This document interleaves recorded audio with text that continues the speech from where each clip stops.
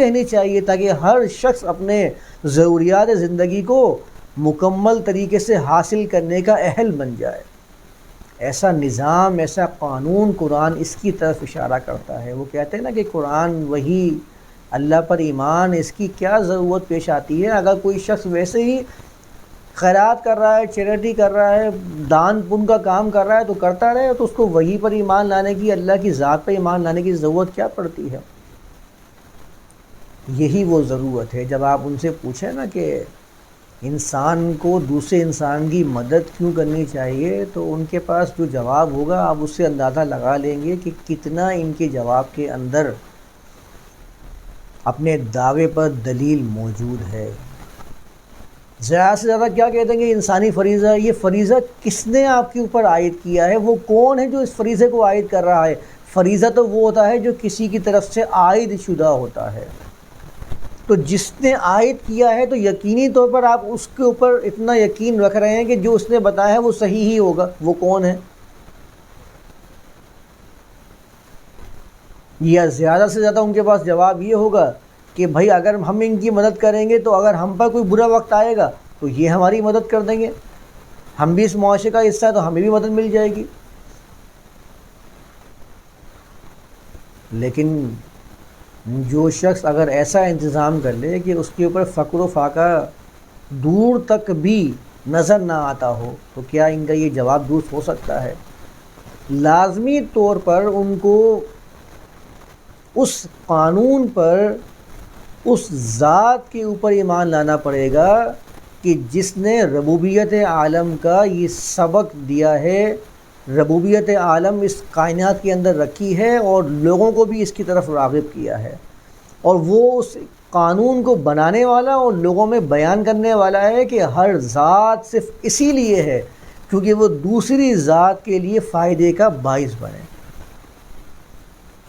اگر اس قانون کے اوپر ایمان ہے، اس کائناتی قانون کے اوپر ایمان ہے، تو وہ اس قانون کی بنیاد پر یہ کہتا ہوا صحیح لگے گا کہ ہاں میں بھی اس کائنات کا حصہ ہوں، تو میری یہ ذمہ داری بنتی ہے کہ میری ذات سے دوسرے شخص کے لیے فائدہ بار بار ظاہر ہونا چاہیے۔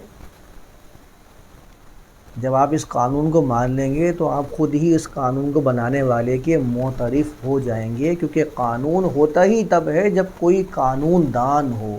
بغیر قانون دان کے قانون چلتا ہی نہیں ہے۔ تو لازمی آپ کو پھر کسی نہ کسی ایسی ذات پر ایمان لانا پڑے گا کہ جو آپ کی ذات سے بلند ہو اور سپرمیسی رکھتی ہو۔ آپ بھی جب کسی کی بات کو تسلیم کرتے ہیں تو اس کو اپنی ذات سے، اپنی بات سے اوپر ہی گمان کرتے ہیں جب بھی تسلیم کرتے ہیں۔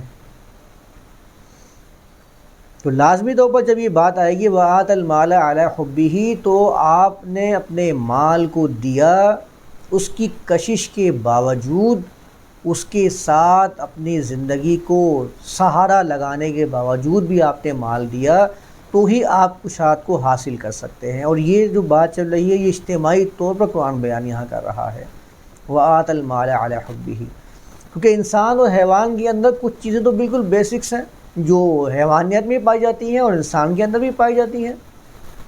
سیلف پریزرویشن یہ حیوان کے اندر بھی موجود ہے، انسان کے اندر بھی موجود ہے، کہ اپنا خود کا دفاع کرنا، اپنا دفاع، یہ دونوں کے اندر موجود ہے۔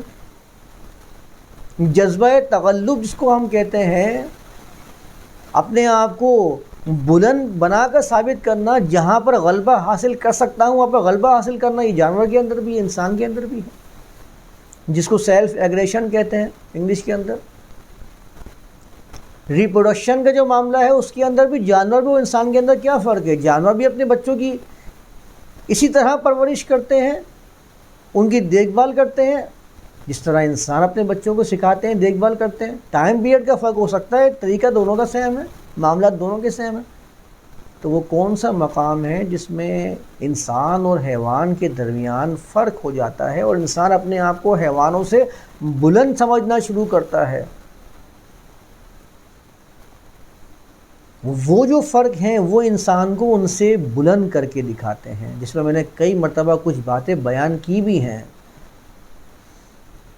کہ گھوڑا تھا، اگر 10,000 سال پہلے وہ گھوڑا تھا، آج بھی وہ گھوڑے جیسا ہی کام کرے گا، اس میں ذرہ برابر بھی کوئی فرق نہیں آئے گا، اس کے بچپن سے معلوم ہوگا مجھے یہ کام کرنا ہے۔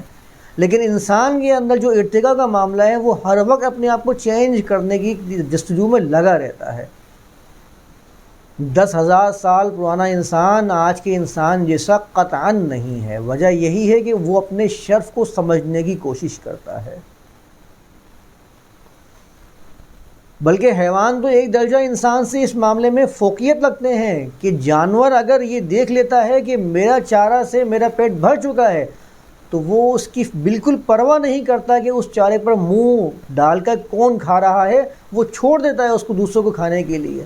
لیکن انسان یہاں بھی اس سے ایک درجہ پیچھے ہو جاتا ہے کہ وہ چاہتا ہے کہ جتنا میرے پاس بچ گیا ہے وہ بھی کسی کے منہ میں نوالا بن کے داخل نہ ہو۔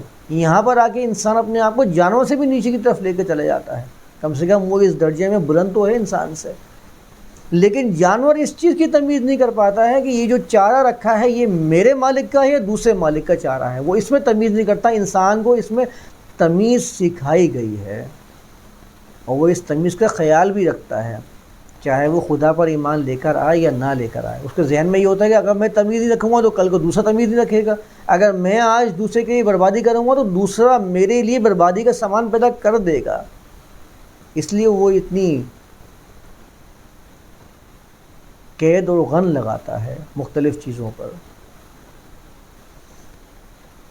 میں نے اس دن کہا تھا نا کہ یہ جو قید اور غن لگانا، قاعدے قانون بنانا، یہ کوئی اس زمانے کا کوئی نیا نہیں ہے۔